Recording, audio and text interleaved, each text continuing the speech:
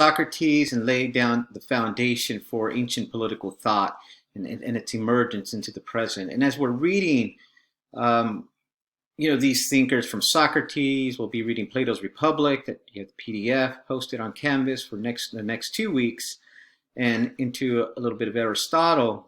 We'll be thinking how this triad sets the foundation on how we're thinking, how our nation state in particular, and these certain ideas came to construct and inform how the framers took some of their ideas and created the society we know today.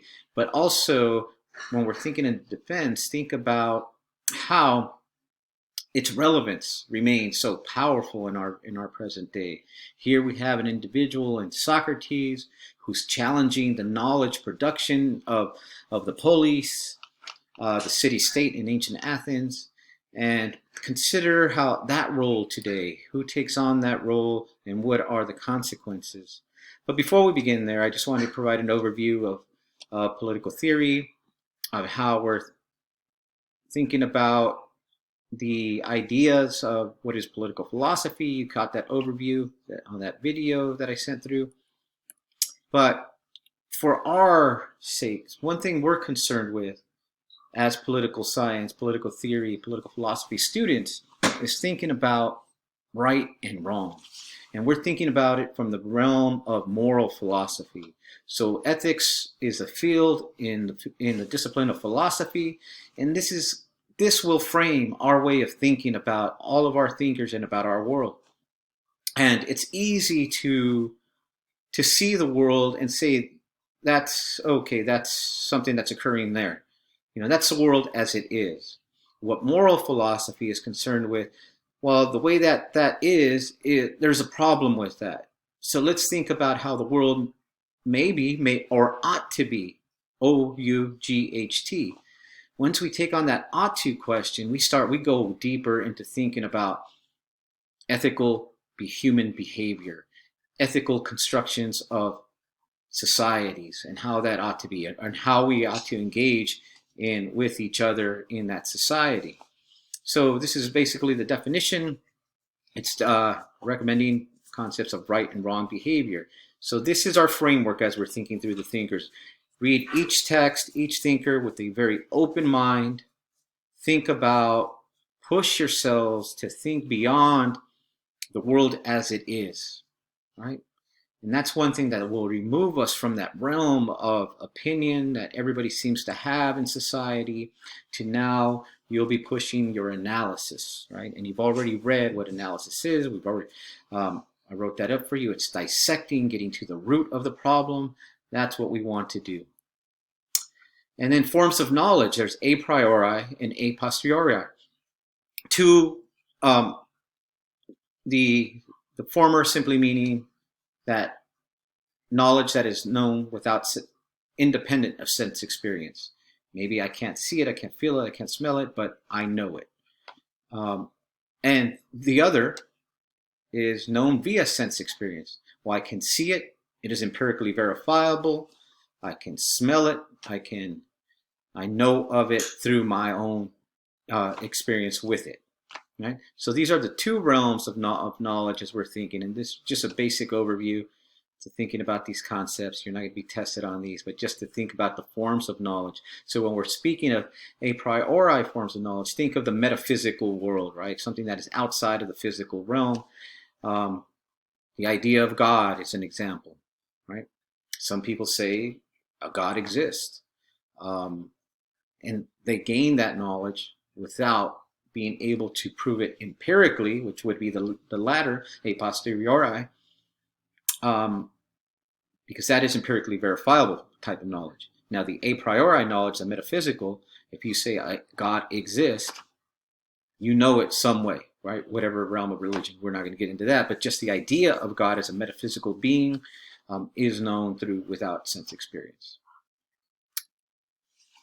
So the philosophy is the study of nature, implications of rational thought.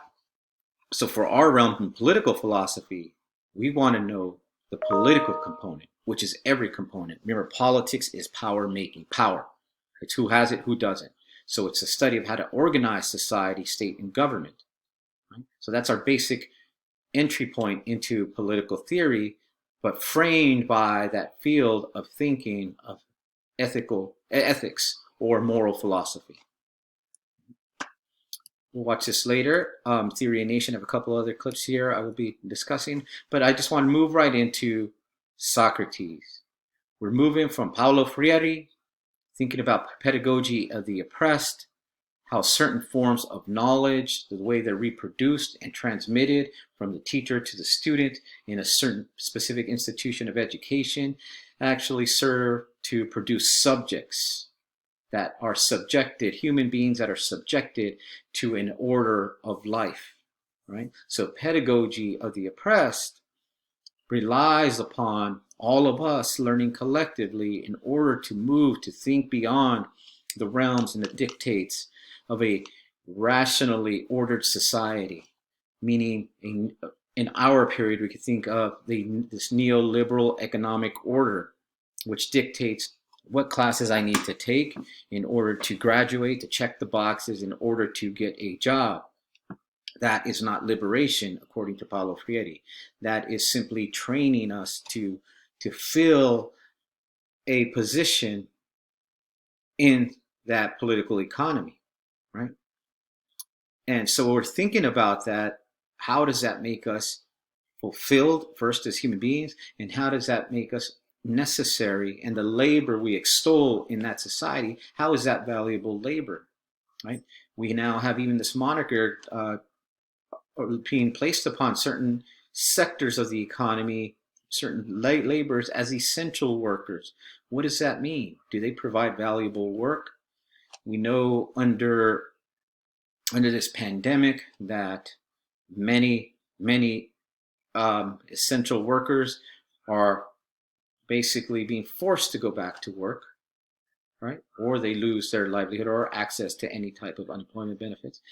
And many of those who feed us, from farm workers to meat packing plant processors to every realm, but their labor, is it valued in an economic form? Meaning, are they repaid for their labor? Do they receive adequate pay and protections? And those are questions that are out there. And that's verifiably no, right? So for Socrates, what he's telling us is we must lead the path to liberation.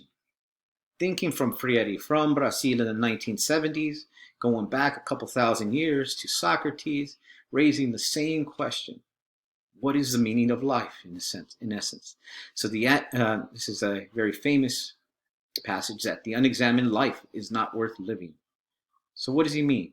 Don't be confined to being one of the subjects of discipline through the system of education, and then that really relies on that banking concept where the teacher is simply filling you with the information that you need to go out into the world and make money for others and some for yourself to subsist, right? But that is the economic system that we exist in today. So you see the linkages there as we're moving through. And for Socrates, who lived in this period, this is something that we think about. I cannot teach anybody anything, only to make them think. And I'm not equating myself to Socrates, but I'm really inspired by this notion, because this is one promise that I make to students. I will not provide you with absolute truth or an absolute interpretation. That is absolutely true. These are the debates that are still raging over the ancient thinkers to the early modern, to the Enlightenment thinkers, and beyond to the present. We try to use their ideas, to apply them, to make sense of them, to interpret them. Yes, to try to put words into their text, our words, our analysis, to make sense of them to our contemporary period. And the hope is, when you walk away from this course, via in this virtual realm, you'll be asking a lot of more questions, right? So I cannot teach you. I will take that from Socrates and say, I will cite him directly, that this is the only thing I'm capable of, is providing the tools for us to think critically together. So with the Socratic dialectic, this is where, in thinking from that Freirean notion, we all hold knowledge, right? And we engage in that dialogue, and we begin to think about and extract the knowledges from each of us. And this is what's known as the Socratic dialectic. And we're all kind of familiar with the teacher asking questions of the student. So when we move to Socrates, we're moving to this notion that what was Socrates on trial for, right? And here I have the page numbers where you're going to what he's corrupting the minds of the youth, making up his own deities, not recognized by the state. Because the state holds the monopoly on knowledge, on what the youth are to know, to come to believe, right? The way that they are being politically socialized, meaning how they gain and acquire their values and their belief system. That is, as long as it's permissible by the state. So, but Socrates is not worried about that. He thinks that he's proving a social good by being a gadfly, right? And I like this passage where he points out, I am like as if I were a large thoroughbred horse, which because of its great size is inclined to be lazy and needs the stimulation of some stinging fly. Right? So this is what he sees, the apathy or the condition that the city-state of Athens lies in, where all powers consolidated, things are good. Think of large empires. Think of present-day United States, right? People are constantly critiquing our system in order to make it better. So knowledge, when he's thinking about knowledge, he thinks that he knows something which he does not know, whereas I am quite conscious of my ignorance. At any rate, it seems that I am wiser than he is to this extent, that I do not think, and I know what I do not know.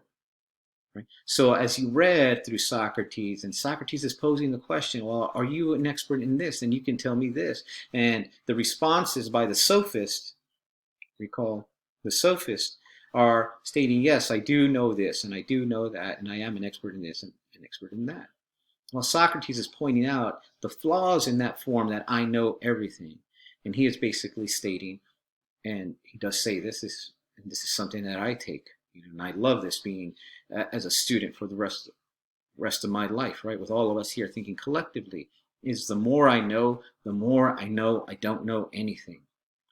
And that's a feeling that it's just exhilarating as we're developing our consciousness, right? And so the more we learn how much we didn't know before, and the more that we need to know. And that is going to take us to our final breath. We're not going to be experts, so-called experts, regardless of how many degrees we acquire. We will know more about it. We will be able to provide analysis more, but we don't stop.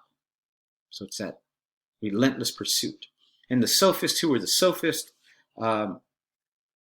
we're thinking about, and in Socrates, what you read, the Sophists were those who were paid tutors, so to speak, of the elite families, those elite officials in ancient Athens who were buying training for their sons to go on to be positioned in power right after them. So it was building that legacy, that hierarchy of power in ancient Athens. So the Sophists their pursuit was not grounded by a moral or principle. It was driven by not only receiving payment for the training, but also driven in how one can become really savvy in that form of statecraft. How can one become savvy in the building of rhetorical arguments that will defeat even the stronger argument, right? That's filled with the evidence. But if you have power and you can speak very fluidly, you can defeat an argument, and especially to those who are uninformed, the uninformed audience. And we have plenty of sophists in American society today who speak so beautifully and flowery the language and are able to deceive multitudes of people, right? So that's who the Sophists were. And when we're thinking about, just to wrap things up here in Socrates, as he's put to death, but he stood his ground, and he said, it's better to be just and appear. Is it better to be just and appear unjust, and to be unjust and appear just? So consider that notion as we move forward.